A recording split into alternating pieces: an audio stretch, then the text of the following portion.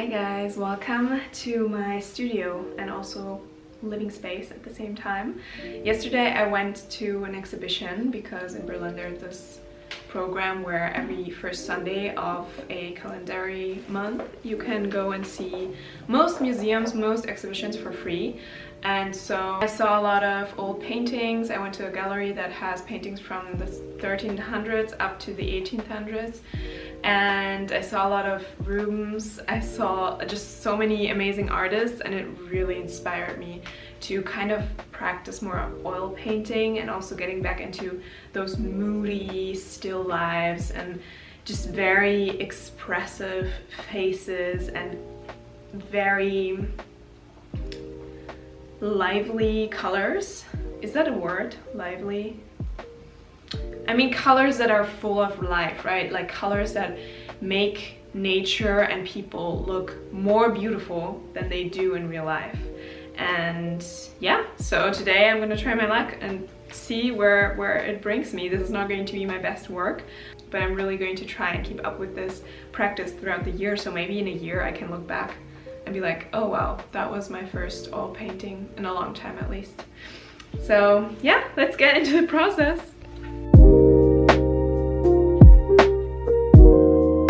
The exhibition I went to the day before really inspired me to see beauty and look for beauty in the small things.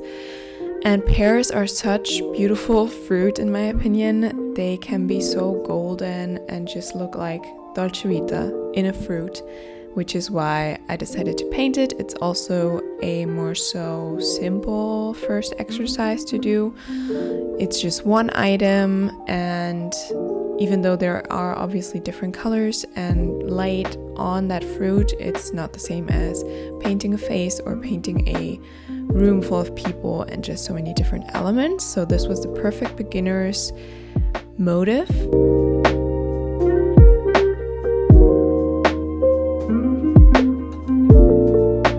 As a beginner myself with oil paintings, I can tell you, you have to trust the process and you have to trust your eyes rather than your brain. Our brains are kind of like filters when it comes to colors. We just see an item that has different shadows, right? And that's what we understand in our head. But you have to trust your eyes. If your eyes see green, it's green. If your eyes see blue, you put blue on your canvas.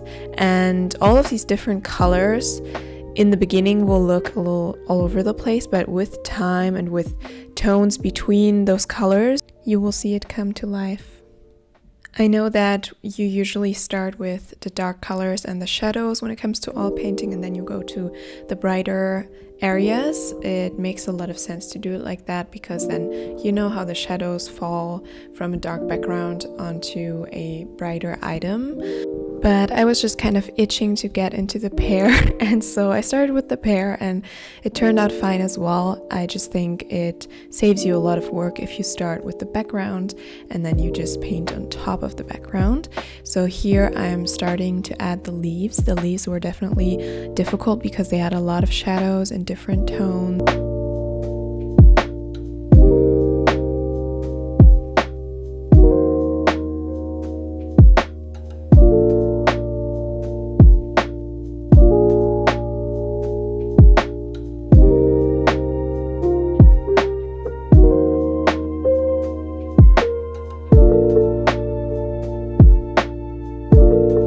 This was such a brave moment for me to just put that spot, that white spot, and then paint around it. And first I was like, oh no, this was too much. But over time, this spot really gave the whole pear its drama, which I loved.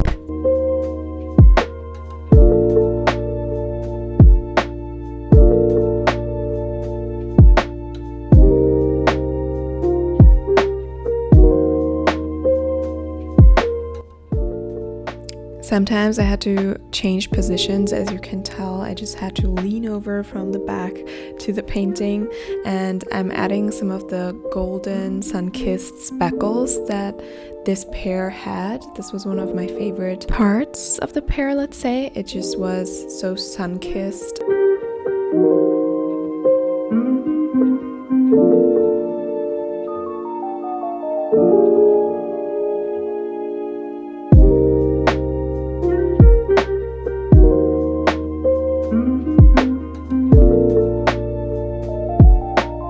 the sun came out, and of course I had to show you the pear in the golden sunlight, and myself as well, apparently.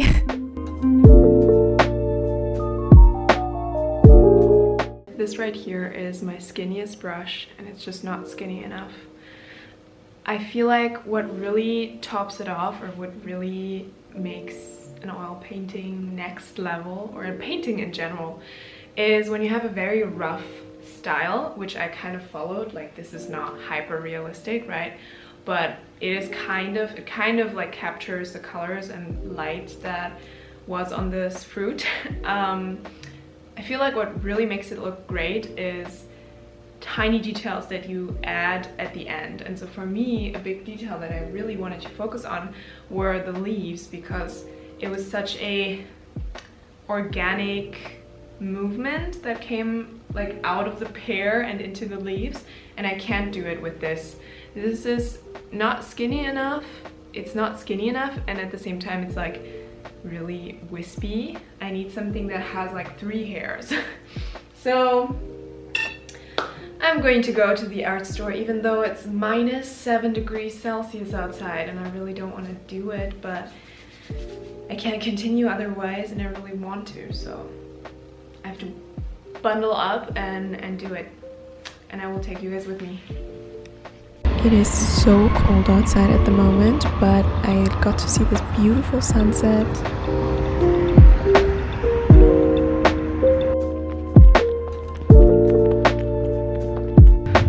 I tried to share how cold it was with you guys and show you, but I'm not sure you can really tell. Then I just picked up these 2 skinny brushes, and I came by this beautiful secondhand store, which I already know, but I've never bought anything in there because it's really pricey. But for a special occasion, I would love to go in there, and I just wanted to show you guys. And here I'm continuing to add little details with the new brush, and I just took the paint straight from the tube.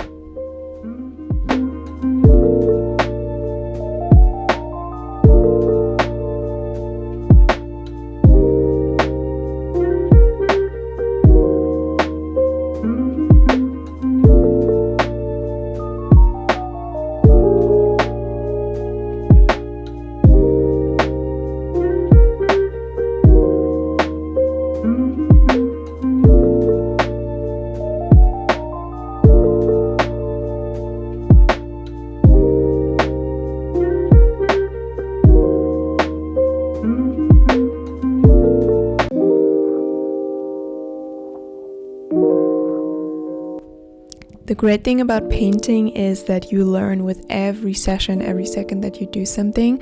And I already learned throughout this first project, this first painting, that I have to paint in thinner layers, because at this point I felt like I couldn't really add that much paint or different colors, because there was so much paint on that paper, on that canvas already. So just a little tip.